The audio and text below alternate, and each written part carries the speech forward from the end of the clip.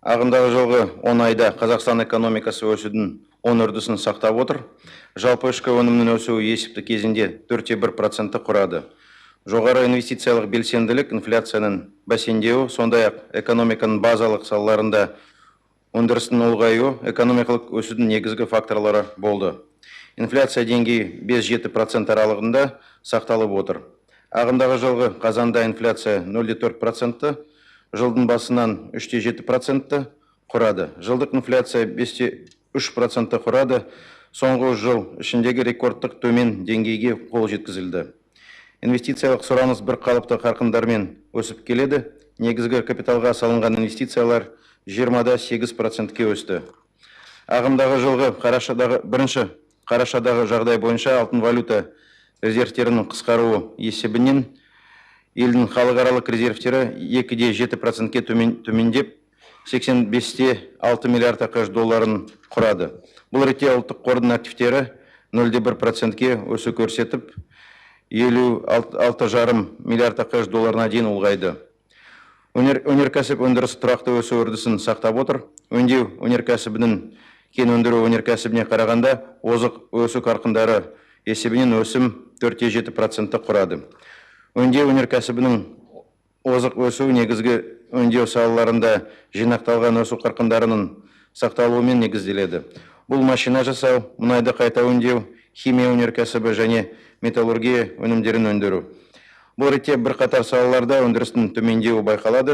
Төмендеу фармацевтикада, құрылыс материалдарын өндіруде, сусындар өндірісінде, дайын металл бұйымдары өндірісінде және киім өндірісінде байқалады. Кен өндіру өнеркәсібі 4,6%-ке өсті. Өсу қарқыны темір кенін, кемір және лигнит, табиғи газ, мұнай және түсті металдар өндіруді ұлғайтумен негізделген. Ағымдағы жылғы 10 айда ауыл шаруашылығы өнімдерінің шығарылымы 2,5% құрады. 10 серпінге айтарлықтай үлесті мал шаруашылығы қосуды жалғастыруда. Бұл ретте өсімдік шаруашылығындағы шығарылым 1,6%-ке дейін жеделдегені байқалуда. Құрылыс саласының серпіні 4,1% деңгейінде тұрақтады. Өсу тұрғын үйлердің өнеркәсіп объектілерінің құрылысы, автомобиль жолдарын қайта жөндеу және Шымкент мұнай өңдеу зауытының жаңғырту бойынша жұмыстардың ұлғаюына байланысты. Экономиканың нақты секторын кеңеюімен қатар, экономиканың саудалық емес саласының шығарылымы ұлғаюда. Көрсетілетін қызметтер 4%-ке өсті. Негізгі салым сауда мен көлік салаларында тиесілі. Бұл салалардың өсуі тиісінше 7,2% және 4,5% құрады. Жалпы алғанда экономикадағы оң өзгерістерге қарамастан кейбір өңірлерде өндірістік белсенділік теріс аймақта қалып отыр. Артта қалған 3 өңірде төмендеу көлемі ұлғайды. Қызылорда облысында төмендеу -7,1%, Батыс Қазақстан облысында -4,4% және Түркістан облысында -3,5% құрады. Бұл өңірлерде мұнай, газ конденсатын және уран кенін өндіру қысқарды. Бұл ретте өнеркәсіпте өсім бойынша Атырау, Шығыс Қазақстан және Қостанай облыстары лидер өңірлер болып табылады.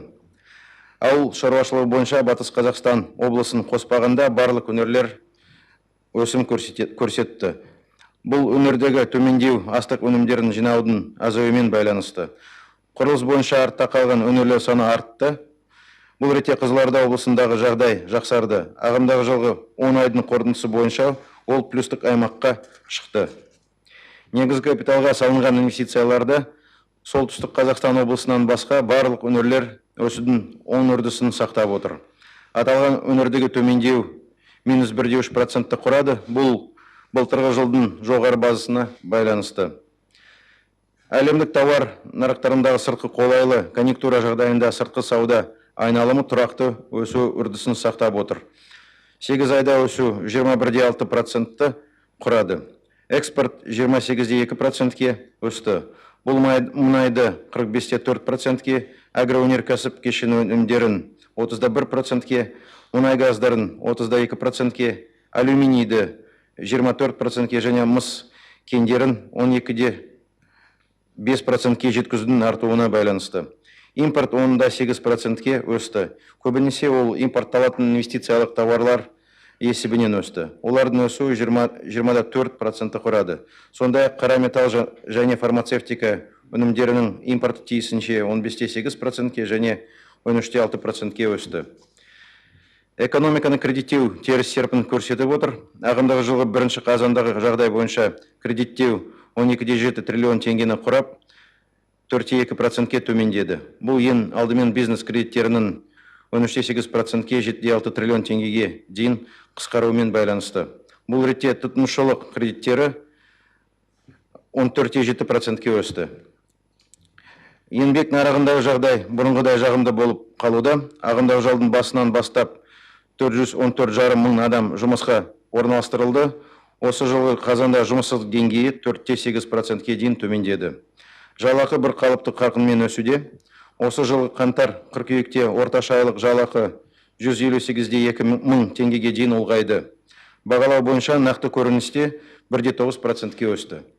Жалақының өсу және инфляциялық процестердің бәсеңдеуінің аясында нақты ақшалай табыс осы жылғы қаңтар-тамызда 3,5%-ке өсті. Дегенмен, халықтың табысы бойынша өңірлік бөліністе әр бағыттағы серпін байқалып отыр. Қаңтар маусымда 17 өңірдің 13-інде нақты табыстардың өсуі байқалып отыр. Сонымен бірге 4 өңірде қысқару байқалуда. Құрметті Бақытжан Әбдірұлы, слайдта көріп отырғаныңыздай 2018-17 жылғы қараша-желтоқсандағы жоғары қарқындардың есебінен ауыл шаруашылығы және өңдеу өнеркәсібі салаларына ерекше көңіл бөлуді қажет етеді. Осы салалар бойынша жоғары база қалыптасты. Бұл ағымдағы жылдың қорытындылары бойынша жалпы ішкі өнім өсуін бәсеңдетуі мүмкін. Соған байланысты осы салаларды ерекше бақылауда сақтау қажет деп санаймыз. Назарларыңызға рахмет.